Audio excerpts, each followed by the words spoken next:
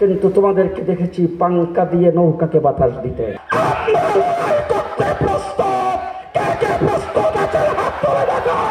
গত 15 বছর ইসলাম বিরোধী ফ্যাসিস্ট সরকারের যাবতীয় শক্তিশালী মোকাবেলা তারাই করেছেন। জমিয়তে উলামা ইসলাম বাংলাদেশ ব্রিটিশের বিরুদ্ধে আন্দোলন করে রক্ত দিয়ে জীবন দিয়ে ভারত উপমহাদেশ থেকে ব্রিটিশকে এই দেশ থেকে যেতে বাধ্য করেছেন, ব্রিটিশকে বিতাড়িত করেছেন। আজকে বাংলাদেশ স্বাধীন হওয়ার পরে দেশের সমস্ত সংকটে যখনই যেই পরিস্থিতি আগমন করেছেন, যেই দিক থেকে ইসলামের বিরুদ্ধে আক্রমণ হয়েছে, সকল আক্রমণে এদেশের উলামায়ে কেরাম মাঠে ময়দানে নেমে রক্ত দিয়ে ইসলাম বিরোধী শক্তিকে প্রতিহত করেছেন। কিন্তু আমি শুধু একটি কথা আজকের এই সম্মেলনে বলতে চাই। আজকে আপনারা হয়তো মিডিয়াতে দেখেছেন, একজন ব্যক্তি বক্তৃতায় বলেছেন মসজিদগুলোতে দর্শে নিজামীর লোকজন দীর্ঘদিন যাবৎ বসে আছে, তাদেরকে গাড়ে ধরে সেখান থেকে বের করে দিতে হবে। গত 15 বছর পর্যন্ত মসজিদে যারা ইমামতির দায়িত্ব পালন করেছেন, খেতাবতের দায়িত্ব পালন করেছেন, তাদেরকে রাখা যাবে না, তারা আওয়ামী লীগের দূষর। আমি আজকে পরিষ্কার ভাষায় বলতে চাই, দর্শে নিজামী তথা উলামায়ে দেওবন্দ, উলামায়ে কওমিয়ার যারা গোটা বাংলাদেশের আনাচে কানাচে ঢাকা শহর সহ রাজধানী সহ শহরে বন্দরে যারা ইমাম এবং খতিবের দায়িত্ব পালন করেছেন, জীবন অবাক না করলে কে করবে? 28% মিল্ক ফ্যাটের অবাক করার সাথে ফ্রেশ মিল্ক পাউডার। জীবন অবাক করুক প্রতিদিন। গত 15 বছর ইসলাম বিরোধী ফ্যাসিস্ট সরকারের যাবতীয় শক্তিশালী মোকাবেলা তারাই করেছেন।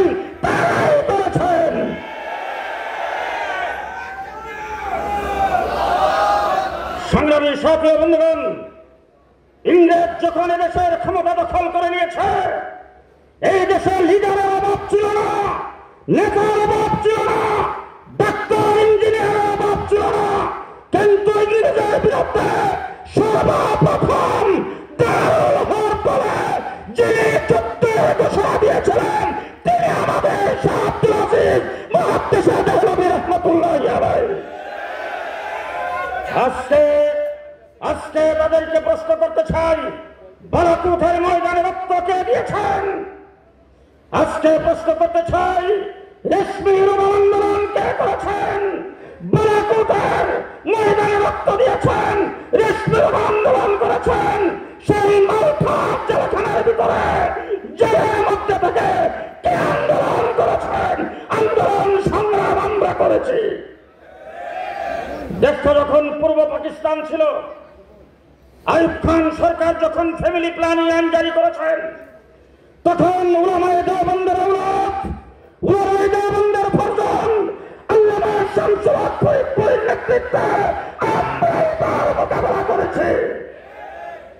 সংগ্রামী সাথী বন্ধুগণ, বাংলাদেশ স্বাধীনের পরে রাষ্ট্রীয়ভাবে রাজনৈতিকভাবে যখন এই দেশ থেকে ইসলামকে মুছে ফেলার ষড়যন্ত্র হয়েছে, জমিয়তে উলামা ইসলামের সহযোগিতায় হযরত হাফিজ হুজুরের নেতৃত্বে আমরা তার মোকাবেলা করেছিলাম। আজকে আমার বাংলাদেশে শিকাচরণ জেলে এদেশের মানুষকে যখন মুর্শিদ বানাইবার পায়তারা করা হয়েছে, শিকাচরণ বাংলাদেশের প্রত্যেকটা ডিস্ট্রিক্টে ঘুরাইবার প্রোগ্রাম যখন হাতে নিয়েছে, এই দেশে দর্শে নিজামী কওমি উলামায়ে কেরাম শাইখ হাদিসের নেতৃত্বে আমরাই তার মোকাবেলা করেছি। সংগ্রামী সাথী ও বন্ধুগণ, তসলিমা নাসরিন কোরআন পরিবর্তনের কথা বলেছেন, বাংলাদেশের বর্ডারকে উড়িয়ে দেওয়ার কথা বলেছেন। তখন তোমাদের কারো রাস্তায় পাওয়া যায় নাই। আমরা যারা দর্শে নিজামী উলামায়ে দেওবন্দ, উলামায়ে কওমিয়া, বাইতুল মুকাররমের খতিব উবাইদুল হকের নেতৃত্বে আমরাই তার মোকাবেলা করেছি। হাইকোর্ট থেকে 2 জন বিচারপতি ফতোয়ার বিরুদ্ধে রায় দিয়েছেন। সকল ফতোয়া অবৈধ, দণ্ডনীয় অপরাধ। সেই ফতোয়া রায়ের বিরুদ্ধে এদেশের কওমি দেওবন্দি উলামায়ে কেরাম, দর্শে নিজামী উলামায়ে কেরাম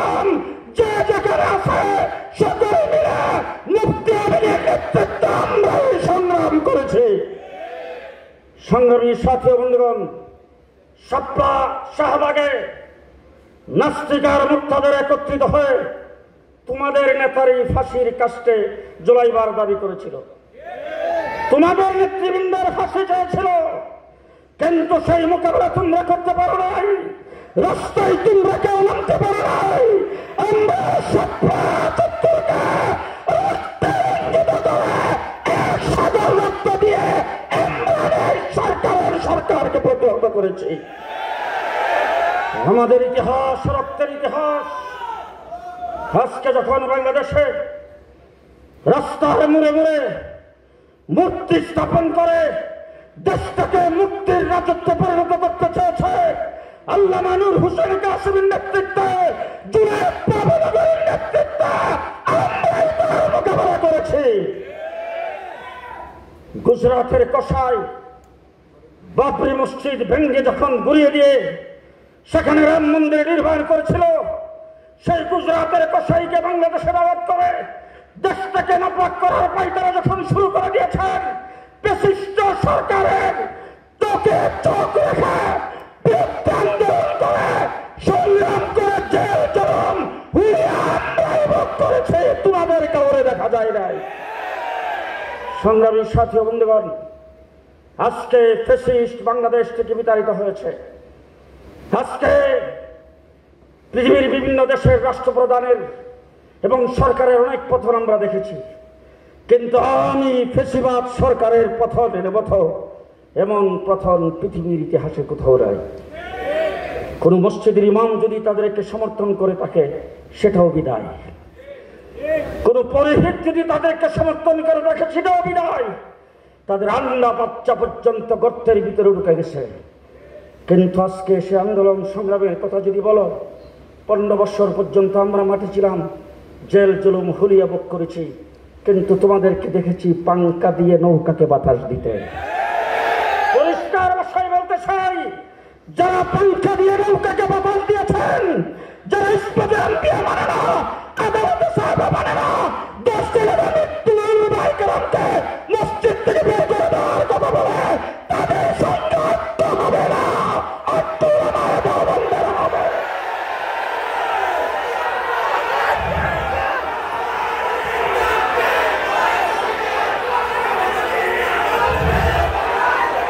দেশের স্বাধীনতার সার্বভৌমত্ব টিকাইবার জন্য যদি প্রয়োজন হয়, আবার যদি লড়াই করতে হয়, সর্বপ্রথম এই দেশের স্বাধীনতার জন্য আমরা লড়াই করতে প্রস্তুত।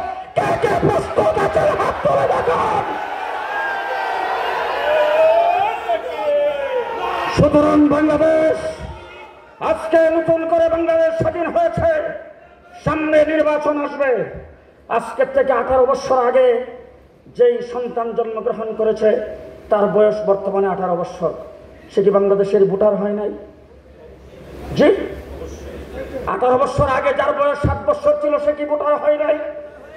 গত 18 বছরে লক্ষ লক্ষ কোটি কোটি যুবক যুবতী ভোটার হয়েছে, একদিনও ভোট দিতে পারে নাই।